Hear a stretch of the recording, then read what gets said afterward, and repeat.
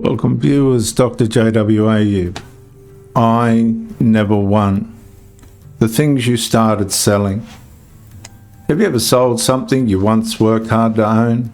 Not because you wanted something better, but because you needed the money? At first, it's something small, then unused tools, the second television, an old watch. You tell yourself you're clearing clutter. Then another bill arrives, and this time you look around the house differently. Financial decline rarely announces itself as catastrophe. Sometimes it begins when your possessions quietly stop representing what you've achieved and start becoming emergency money.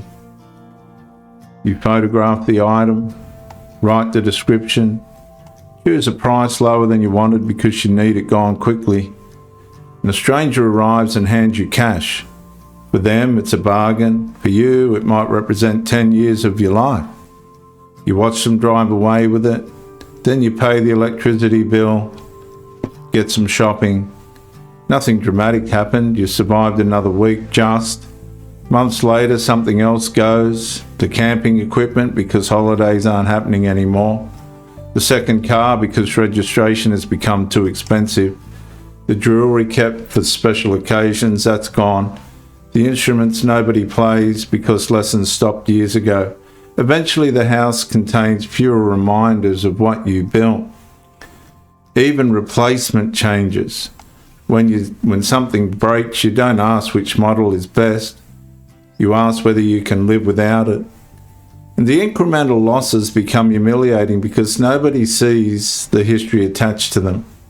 They only see used furniture, old tools, a cheap car, and you remember the overtime that bought them, the birthdays, the plans, the person you were when acquiring something still meant you were moving forward.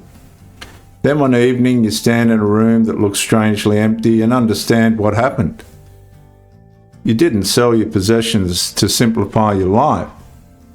You slowly liquidated pieces of the life you had already earned just to keep the remainder of your life functioning. Viewers, something happens. Sometimes losing everything doesn't look like an eviction. It looks like surviving by selling your life one object at a time. And that's why my series, I Never Won, matters.